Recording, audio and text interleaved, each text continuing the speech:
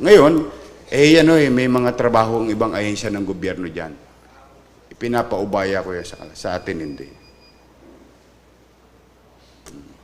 Kaya, hindi nyo napansin, simula ng pag-upo ko, lahat ng botya, illegal na karne. Ha? Maniniwala ba kayo? Di ba? Di ba magpapalengke kay lahat, ano? Sa palengke kayo. Sino nagtitinda ng karne? Karne. Ayan. Tingnan ninyo. Di ba yung longganisa may balot yon? Di ba may balot? Skin yun, di ba? Hinugasan yun sa ilalim ng tulay, sa kapulong.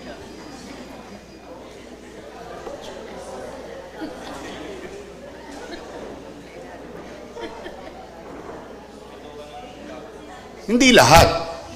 Hindi sinasabi ko, hindi naman lahat.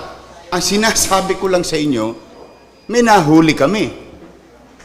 Ang tanong, kwentong barbero ba to? Hindi. May nahuli kami. Yung pagsusubuan ng longganisa, doon hinuugasan sa ilalim ng tulay, sa tabi ng Presinto 1. Tanong, sino ang kakain ng longganisang nasa tindahan sa supermarket? Mga sikat na supermarket. Mayaman, mahirap? Mayaman. Sino kakain ng longganisa sa palengke? Mura na, marumi pa. Masustansya. Ano, Nay? Nyam na. Yun ang nagpapasarap dun eh. Hindi ho ba? Akalain ninyo, pati mayor nyo? Ha? Tandaan nyo, kumakain ako sa karinderya. Hindi naman kaila sa inyo yun. 5-5 ko kung kumain sa kanto. Di ba? But can you imagine? Kaawa-awang sitwasyon ng mga... Ano ba talaga ang pagiging tunay na makamahirap? Sa salita lang ba? O sa kanyang mga aksyon? Programa? Iho ba? Iba naman sa inyo dito, matatanda na. You know, mas marami kayong karanasan sa akin. Sino ang tunay na nagmamalasakit sa mahirap? Diba? Kaya ako, ang swerte lang sa akin ng mga mahirap. Alam ko yung katayuan nila. Kaya hindi naman ako mapapapayag na maargabyado sila. Pero hindi rin ako papayag na ang tanging dadahilanin natin ay makapang-apak tayo ng paa ng may paa dahil tayo'y mahirap. Mali din yun. Hindi rin makatwiran yun. Huwag natin gagamitin ang katatayuan natin sa kahirapan upang makapang-api, makapang-abuso, makapang-gambalak ng kapwa natin mahirap o mamamayan. Mali din yun. Hindi rin yun makatwiran.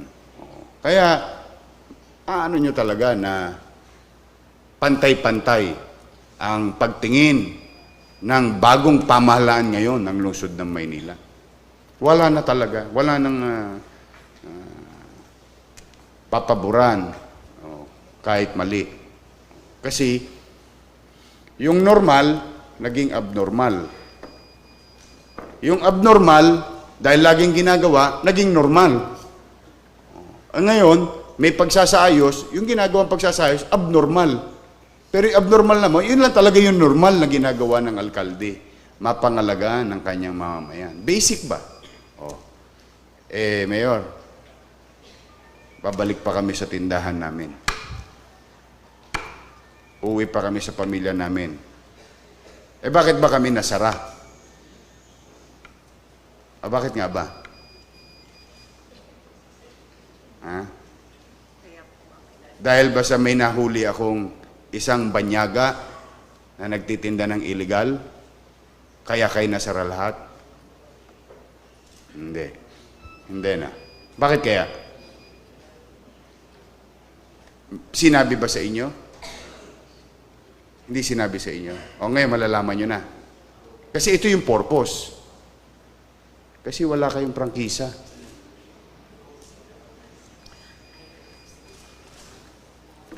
Expired. Tama ba? Kayo magsalita kung meron. Sige. Kung meron, okay lang. Bukas sa bukas, mali na ako. Ngayon, mali ako. Aminin ko na kung mali ako. Meron ba kayong prangkisa, franchise to operate as market? O sino bang pamunuan natin? Sino makasasagot? Sige, wala namang tama't maling sagot dito. Ano tayo? Ano to eh? Sinabi ko muna sa inyo yung layunin, di ba? Maliwanag na ang layunin. Anong purpose? Di ba? O kayo naman. Para, sige lang. Sige, ayan, may mikropono. Talagang para sa inyo itong araw na ito. Good afternoon po. Kaya Walang po, mikropono.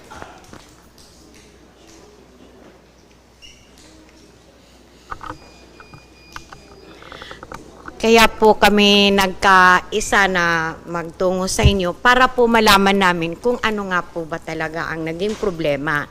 Kasi ang mga manininda sa baba na, yun nga ang pagkakaintindi namin na damay.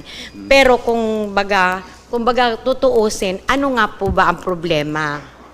Yan. O maraming salamat sa pagtatanong. Kaysa pumunta kayo sa kalye, magrarally kayo doon, walang makikinig sa inyo doon. Nandito, sa upuan na ito. Ito, itong bangkong to. Kung sino nakaupo dito, yun ang makapagbibigay ng solusyon sa problema nyo. Hindi kalsada. O, tama yun. O. Ano nga ba ang naging... Ang sagot ko, wala po kayong prangkisa. You are operating a market without a franchise. Hindi, Mayor. Meron kami dati. Oo naman. Wala na. Wala nang bisa. Paso na. Anong, tama ho ba ako? Tatanungin kayo diretso. Okay, may hiya ha. Kasi hahanap tayo ng solusyon eh. Hindi tayo uuwi dito nang walang solusyon. Hindi ko sasayangin ang mga oras ninyo na nagkwentuhan laway lang tayo, nagchismisan lang tayo dito. Sa laki ng problema sa Maynila. Meron ba kayong prangkisa? Kung katulad po ng sinasabi nyo na wala nga, ngayon po namin malalaman na wala nga. Ayan. Si Joel. Terence. Ayan. Eto, taga-market natin. Meron ba silang franchise to operate? Expired. Ano ibig sabihin? Patay na. Di ba ang tawag sa taong sa English? Expired na. Ala ng buhay. Ala ng bisa. Tama ba ako, market administrator? Tama ba? Wala ng visa. Pag wala ng visa, ano nang dapat gawin? Tumigil na? Hindi nga. Yun yung sinasabi natin. Pag wala ng visa, yung pribilehiyo, hindi na pwede mag-operate. Tama, mali? Hindi, kailangan alam nyo kung alin ang tama at mali. Importante yun kasi hanap buhay kayo eh. Dahil ayoko kayong maargabyado. With all honesty. So ngayon, maliwanag na sa atin na ang talaga palang punot dulo ng dahilan at ang nag-trigger, noong problema ay dahil doon sa kalokohan ng isa. Parang doon lang yan sa isang mall. Sinabihan ko, wag magtinda ng ganito, wag magtinda ng ganyan. Hindi nakinig, nahulihan namin. Siniyasat namin yung buong mall. Nung sinayasat namin yung buong mall, it turned out, walang permit ito, walang permit ito, walang permit ito. Kinabukasan, sara. Pumunta sa pamahalaan, maswerte kayo. 1 day lang ang permit dito ngayon sa Maynila. Nag-apply. Pag-apply, yadba. Payad.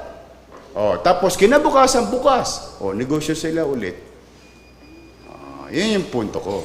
Ngayon, ano ang maliwanag ba sa atin na ang dahilan kung bakit tayo'y sinara pala ay hindi doon sa isang tolongges na banyaga na nagtinda ng illegal na karne.